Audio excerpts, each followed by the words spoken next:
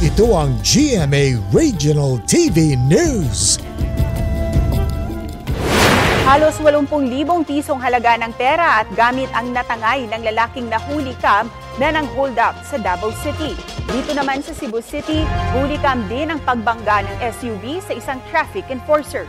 Ang mainit na balita hatid ni Femery Dumabok ng GMA Regional TV. Isang karaniwang araw lang sana ito ng pagmamando para sa isang traffic personnel sa gitna ng kalsada sa Cebu City. Nang dumating ang isang SUV na wala sa tamang linya, dito na suminyas ang enforcer. Pero ang SUV, nagpatuloy-tuloy lang ng takbo hanggang sa mabunggo nito ang enforcer. Dahil sa insidente, natumba ang lalaki pero agad namang nakatayo. Isinugod siya sa ospital at maayos na rin ang kanyang kondisyon. Nakarating sa alkalde ang insidente at naniniwalang sinadya ng driver ng SUV ang pagkakabangga. Nagkaareglo man ang driver at enforcer. Plano pa rin sampahan ng LGU ang driver. Grabe kayang ibuhat, no? I really think that it was really done with malice. Grabe naman, sa di naman to aksidente. Tinoyo naman to. Nakatakdang makipag-ugnayan ang Cebu City Transportation Office sa tanggapan ng LTO dahil sa insidente. Parehong hindi humarap sa media ang traffic enforcer at driver. Huli sa akto ang pang-hold up ng lalaki sa isang establishment sa Davao City. Suot ang kanyang helmet, tila may kinakalikot pa siya sa kanyang maliit na bag. Bigla siyang pumunta sa kahera at nagdeklara ng hold up. Dahil sa gulat at takot, napilitan ng kahera na ibigay ang pera sa suspect. Sa pool din sa CCTV ang biglang pagtakas ng suspect sakay ng kanyang motor. Ilan sa mga natangay ng suspect ang 10,000 pisong halaga ng gold necklace ng kahera. Nalimas din ang 50,000 piso at ang wedding ring na may halagang 18,000 pesos. Gawing atong investigation, sir, and then nag-coordinate sa about station na ay mga sa mga incident sa Mayani, sir, no? Mag-base sa description sa isa ka suspect na kita nato sa CCTV, and then nagkuha po ng mga copy ang ato mga investigator, sir, no, sa may Public Safety and Security Office. Sa ngayon, patuloy pa rin ang paghahanap ng pulisya sa suspect.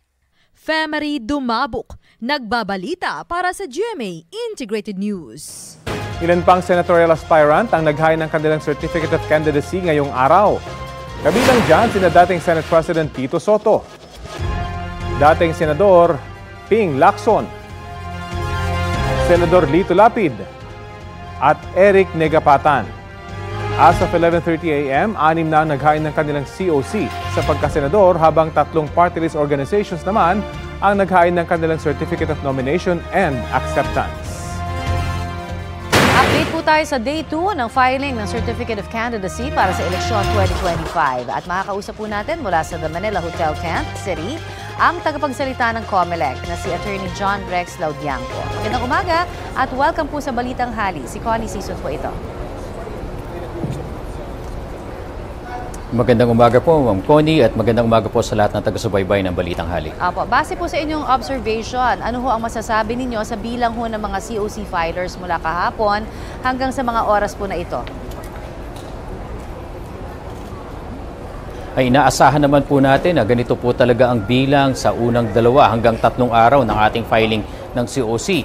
Nakikita na rin po natin, isa-isa na rin pong nagpapakita sa atin. Yung sabihin na po natin, yung mga kilalang personalidad na nagnanais pong makapunta muli sa Senado. No? Kaya nga po, tuloy-tuloy po ito. Inaasahan po natin hanggang matapos po yung October 8 ay talaga naman pong kita na natin kung sinong lahat ng tatakbo.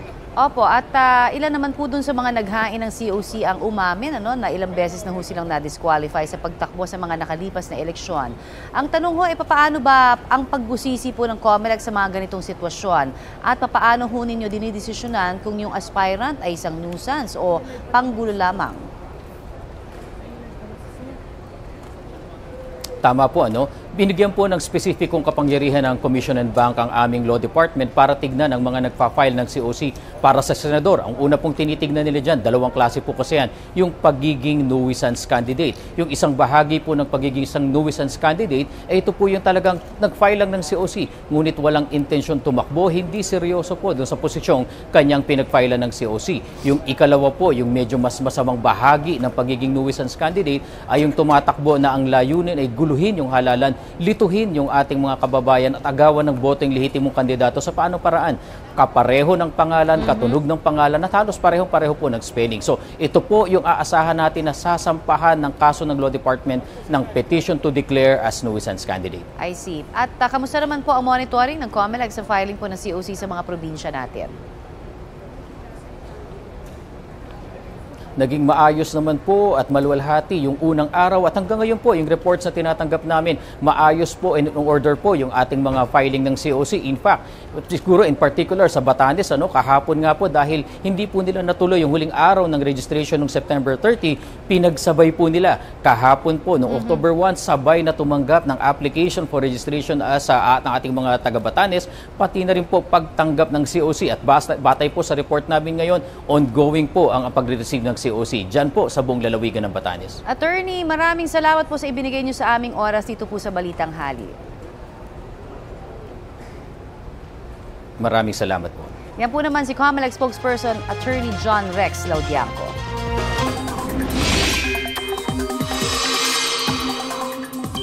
Update po tayo mula sa Pag-asa. Nananatili ang wind signal number 1 sa ilang bahagi ng Luzon dahil sa banta ng Typhoon Julian. Kabilang dyan ang Batanes, Babuyan Islands, northern at western portion ng Ilocos Norte at northwestern portion ng mainland Cagayan, base sa 11 a.m. weather bulletin. Mamayang gabi o madaling araw bukas ito posibleng pumasok ulit sa Philippine Area of Responsibility. Base sa pinakahuling forecast track ng Pag-asa, maglalandfall ang bagyo sa Taiwan bago ito tuluyang lalabas ng PAR gabi ng Biyernes o madaling araw ng Sabado. Huling namata ng bagyong Julian, 265 kilometers west-northwest ng Itbayat, Batanes. Taglay pa rin itong lakas ng hangin na aabot sa 165 kilometers per hour. Pinirmahan na ni Pangulong Bongbong Marcos ang batas na magpapataw ng buwis sa foreign digital services providers. Sa ilalim po ng RA 12023 o Value Added Tax on Digital Services Law, bubuwisan ng 12% VAT ang mga digital services provider. Tulad ng mga online shopping apps, search engines at streaming services na ginagamit ng maraming Pilipino. Ayon sa Pangulo, dapat lamang buwisan ng gobyerno ang mga dayuhang kumpanya na malaki ang kinikita rito sa Pilipinas. Magiging patas din daw ito sa mga local digital services provider na dati nang nagbabayad ng 12% VAT. Exempted naman sa naturang batas ang mga nagbibigay ng digital educational services gaya ng online courses, webinars at iba pang ginagamit sa pag-aaral at pagtuturo.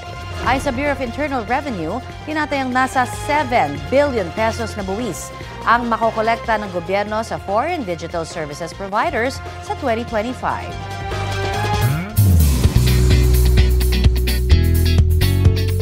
Nakamiss sa collab concert ni The Voice Kids coach Julian San Jose at Stel ng SB19, mapapanood na rin sa Kapuso Network ang ating Tinig Concert.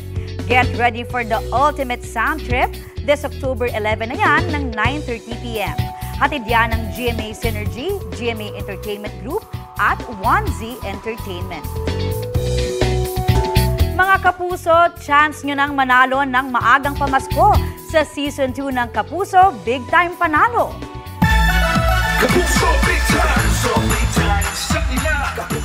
Over 10 million pesos ang ipamimigay kabilang ang tig 1 milyong piso para sa lucky mamimili at sari-sari store owners sa Grand Draw. Bumili ng mga produkto at mag-send ng entries hanggang December 6. Paalala po, mag-ingat sa fake news, fake Facebook accounts o scam texts. Tutok lang dito sa GMA at official pages para sa announcement at complete mechanics. Nasa Timor-Leste ngayon si Justice Secretary Jesus Crispin Remulla. Napag-usapan po doon ni Remulla at ng ilang matataas na opisyal ng Timor-Leste ang pagpapatigil ng Pilipinas sa mga operasyon ng POGO ngayong taon. Nakatanggap daw kasi ng impormasyon ng DOJ na posibleng doon lumipat ang mga POGO. Tinalakay rin ni Remulla ang kaso ni dating Congressman Arnolfo Teves Jr. Umaasa siyang ipagpapatuloy ng Timor-Leste ang kanilang kooperasyon sa Pilipinas para mapauwi sa bansa si Teves. Ilang pang pinag-usapan doon ang tungkol sa national security, international cooperation at diplomatic exchanges. Latest naman tayo mga mare sa ilang international stars. Revelation ni Coldplay frontman Chris Martin, hanggang 12 lang ang gagawin nilang album. Aminado si Chris na late sila sa unang planong i-release ang huling album sa 2025. Pero pabiro siyang humingi ng extension sa fans. Tuloy pa rin daw ang kanilang pagtugtog ng live ng kanilang hit songs. Pero huwag daw malungkot dahil ngayong October ang release ng 10th album nila. Rosé is finally coming! Ready to bloom na ang Blackpink member sa kanyang first studio album entitled Rosie. Sabi ni Rosé, blood and tears ang ibinuhos niya para mabuo ang album na tinawag niya ring Little Journal. For release yan this December this year. Update po tayo sa ikalawang araw ng filing ng Certificate of Candidacy para sa eleksyon 2025 at may ulat on the spot si Ian Cruz. Ian? Yes, Rafi, mahigpit pa rin ang seguridad na ipinatutupad sa loob at labas nga nitong Manila Hotel kung saan nga nagaganap ang filing ng COC para sa mga aspiring senators, gayon din sa mga party list. Bukod, Rafi, sa mga namataan natin na mga pulis na nakakalat dito ay may namataan din tayo ng mga sundalo, kabilang na nga yung mga kawal mula sa Philippine Marines. At hanggang bago nga tayo umere ay nasa 6 na senatorial aspirants na at nasa 3 naman na mga party list yung nakita natin na nakapag-file na ng COC sa loob ng tent city ng Manila Hotel sa Comelec. Siyempre may mga ibang aspirants din na maraming taga-suporta ang nagpunta rito. Karamihan sa kanila ay nagtipon nga doon sa tapat ng Quirino Grandstand. Yung iba ay lumapit pa rin dito sa Manila Hotel pero hindi naman nakapasok. At sa obserbasyon talaga natin, Rafi, ay mga immediate family members lamang yung pinapayagan sa loob kasama ng mga aspirants. Yan muna ang latest mula rito sa labas ng Manila Hotel. Balik sa iyo, Rafi. Maraming salamat, Ian Cruz. Wagi ng medalyang isang Filipino sa BMX Swiss Challenge Cup Race 11 sa Switzerland. Nakuha ng Filipino BMX cyclist na si Patrick Hu ang bronze medal sa Men's Open 17 Plus event. Panalo rin ng Philippine Karate Team sa 20th Asian Senior Karate Championship 2024 sa Hangzhou, China. Nakakuha ng bronze sa Women's Individual Kata si Sakura Alforte. Ganun din si Jeremy Lawrence, no-press sa Men's Individual Kata. Good job at congratulations sa inyo! Kapuso, para sa mga maiinit na balita, mag-subscribe sa GMA Integrated News sa YouTube. Sa mga kapuso naman abroad, subaybayan nyo kami sa GMA Pinoy TV at sa www.gmanews.tv.